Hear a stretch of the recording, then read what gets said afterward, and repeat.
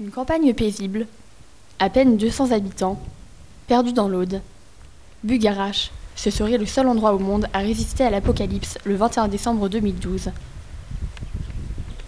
Pourtant, dans les rues du village, personne. L'éventuelle présence d'illuminés fait fuir les touristes. Patrice, gérant du relais, le confirme. Les gens qui viennent ici nous disent tous, tiens, on n'osait pas venir parce qu'on pensait qu'on allait tomber sur des hordes de gens en robe blanche qui allaient se balader. Le seul mec que j'ai vu en 2 ans en robe blanche, c'est Canal+ en caméra cachée, qui est venu ici pour essayer de me piéger.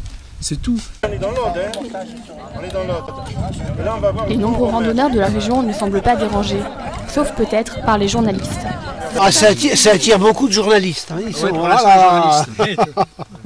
Est-ce qu'il vous arrive de croiser des huluberlus en faisant vos randonnées? Non, à part vous, non.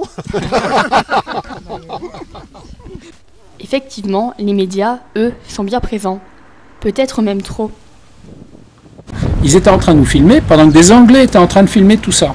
Ça devient surréaliste. Ah, et puis moi, je suis arrivé avec un appareil photo et je prends les photos de ceux qui prennent des photos, de ceux qui prennent des photos. Mais ça devient assez fou. On est en plein Woodstock médiatique. Hein. Que font les médias dans cette histoire? C'est ça la vraie question. Cette médiatisation, le maire de Bugarach, Jean-Pierre Delors, l'a voulu. Il s'explique. Récemment, on a vu des gens avec des sacs à dos qui montaient dans le pic et qui, dans les sacs à dos, avaient des boîtes de conserve qu'ils allaient stocker dans une cavité. Moi, j'ai fait la pression médiatique pour que le préfet prenne en compte ces phénomènes et pour que je sois tranquillisé et que la population d'ici soit tranquillisée par rapport à ça. Mais aujourd'hui, il s'en plaindrait presque. Les journalistes, ça c'est sûr, ils viennent me voir et plus qu'ils me voient, ils me harcèlent. Ça fait 2 ans que ça dure, hein. Mais là ça va bientôt finir. C'est un phénomène que je subis et que je n'ai pas provoqué. La fin du monde, les randonneurs n'y croient pas. Mais pour Jojo, une telle médiatisation de Bugarach n'est pas sans intérêt. Ouais, j'ai inventé ça pour histoire de faire venir du monde, que ça bouge un petit peu autour de chez eux, parce que c'est quand même un trou, il n'y a rien. Donc moi je pense que c'est ça. Moi je pense qu'ils ont voulu faire monter le prix du terrain, quoi, c'est tout. La rumeur selon laquelle Bugarach échapperait à l'apocalypse a pour objet cette montagne, le pic. Sa structure particulière suffit à inspirer bien des croyances, porte intergalactique, garage à ovnis. C'est ce qu'étudie Quentin, apprenti photographe. Ah, dans les ovnis, ouais, il paraît qu'il y en a qui campent ici, mais ça, j'en ai jamais croisé encore. Il y a apparemment des hélicos qui ont surpris des partouzes au sommet de la montagne, mais bon, ça, c'est des rondis de la région. Donc... Ouais, non, je pense que le 21 décembre et l'histoire de l'apocalypse, etc., les gens sont pas vraiment encore là. J'en ai pas croisé vraiment des convaincus. Par contre, il y a des gens convaincus de plein d'autres choses, mais qui sont là à l'année ou depuis des années. Mais la région abrite déjà depuis, je pense, des générations... des espèces de recherches comme ça spirituelles. Donc je pense que oui, le 21 décembre c'est une des choses étranges qu'il peut y avoir ici, mais qu'après le 21 décembre ça disparaîtra, mais on trouvera autre chose. Toujours quelque chose. Sur le chemin qui mène au pic, ces marcheurs viennent seulement chercher de beaux paysages. Vous pensez que ça va être... il va y avoir quelque chose le 21 décembre? Nous, personnellement, oui, il y aura quelque chose, c'est sûr. Il y aura des déçus le 22, quoi. Ouais. Le prix des terres avait monté, les gens... Les parcelles, toutes les locations environnantes sont prises, c'est le scoop quand même. Des bunkers qui ont été faits en bas au village, autour, là. Vous avez fait des bunkers? Non, mais je sais qu'il y en a plusieurs. Ouais. Des familles qui ont investi il y a déjà 2-3 ans, qui ont acheté des parcelles, qui ont fait des bunkers. Qui ont approvisionné pour le jour J. Si au sommet du pic, certains restent rationnels, un peu plus loin dans la brume, d'autres semblent attendre quelque chose.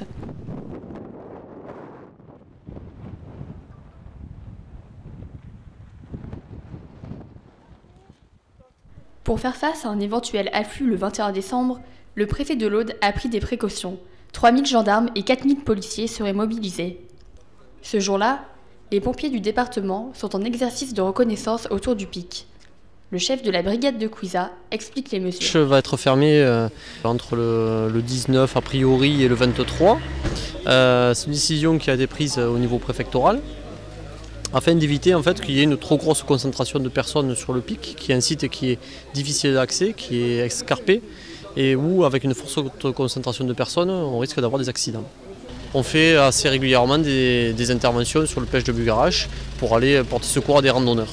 Donc maintenant les services vont travailler ensemble de façon à réellement préciser quelles vont être les zones bouclées, combien de personnes seront nécessaires côté gendarmerie et même chose côté service de secours pour évaluer le nombre de personnes nécessaires pour porter secours. Ce que la préfecture a prévu, c'est une zone sur un périmètre assez large, 5-10 km autour du pic de Bugarache, où la zone sera réglementée d'accès. C'est-à-dire qu'en fait, au niveau routier, il y aura des barrages qui permettront de filtrer l'accès pour éviter d'avoir trop de monde qui arrive et que les routes soient complètement saturées. Je serai totalement incapable de vous confirmer le chiffre. Côté Saint-Rompier, on ne sera pas trop pile, ça c'est certain. Ça attire également des médias qui sont au-delà de la sphère locale, voire nationale. On est un des médias internationaux qui s'intéressent à l'événement. Donc c'est intéressant, moi je trouve ça assez étonnant. Il y a peut-être d'autres sujets plus importants actuellement dans le monde entier, mais bon, si c'est le choix effectivement de couvrir cet événement-là, peut-être que ça en vaut la peine, je ne sais pas. La rumeur de l'indestructible village a fait grimper le prix du terrain, mais elle n'a pas amené de nouveaux acheteurs, explique cet agent immobilier. Les prix commencent à baisser, mais ce n'est pas pour ça que ça se vend, parce que c'est encore trop élevé. Tout le monde a peur de venir acheter, parce qu'on sait qu'il y a des mesures de protection au niveau force de l'ordre, etc. Tous les gens qui s'intéressent à quelque chose sont plus ou moins regardés de travers. Tout ce battage qui est fait, médiatique qui est fait autour de Bugarache aujourd'hui est à la fois positif, parce qu'on parle de Bugarache dans toute la France, voire dans le monde entier, puisque toutes les télévisions sont venues. Et d'un autre côté, c'est négatif parce que ça fait peur à pas mal de gens qui auraient acheté une petite résidence secondaire à la montagne. Tombeau du frère de Jésus, trésor des Templiers. La région est depuis toujours au cœur de nombreuses légendes. Les gens qui viennent acheter ici, la plupart du temps, ce sont des gens, des néo-ruraux qui sont intéressés par ou liés directement à tout ce qui tourne autour de l'ésotérisme. Toute la région autour de Bugarache, Rennes-les-Bains, Rennes-le-Château également, le village de Couisa à côté. Tout ça, c'est un secteur qui est très très fourni en matière d'amateurs d'ésotérisme.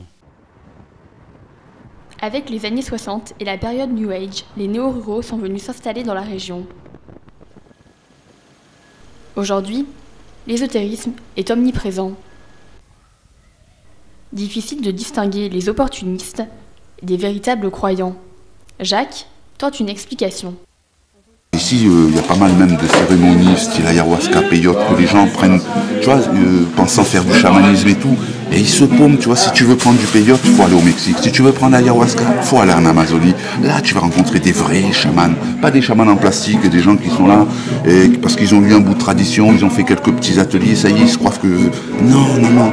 Et ça attire, donc, et là au milieu, ben, il y a des gros intéressés, quoi. Des mecs qui perdent pas, ou des femmes qui perdent pas le nord, quoi, et qui profitent, si tu veux, de la situation pour ceci, pour cela, et pour encore un peu plus désinformer les gens finalement, littéralement dépassés par les événements. C'est pour ça qu'aujourd'hui c'est peut-être aussi le bordel, quoi. C'est pas normal, quoi.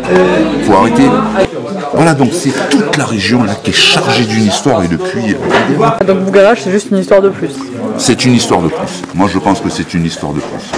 Je suis rentré dans cette quête intérieure, cette recherche intérieure, il y a une vingtaine d'années. Suite à justement une vie assez tortueuse. Je remercie tous les jours rien que de pouvoir me réveiller ici, quoi. Au milieu de cette nature, rien que ça, quoi. Et tous les soirs, je remercie. Merci. Après le 21 décembre, il y aura un changement? Je pense, oui. Je pense. Moi, c'est surtout ça. Où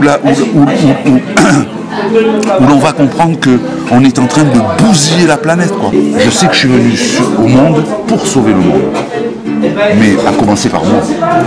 D'accord? Si je me sauve, j'ai sauvé le monde.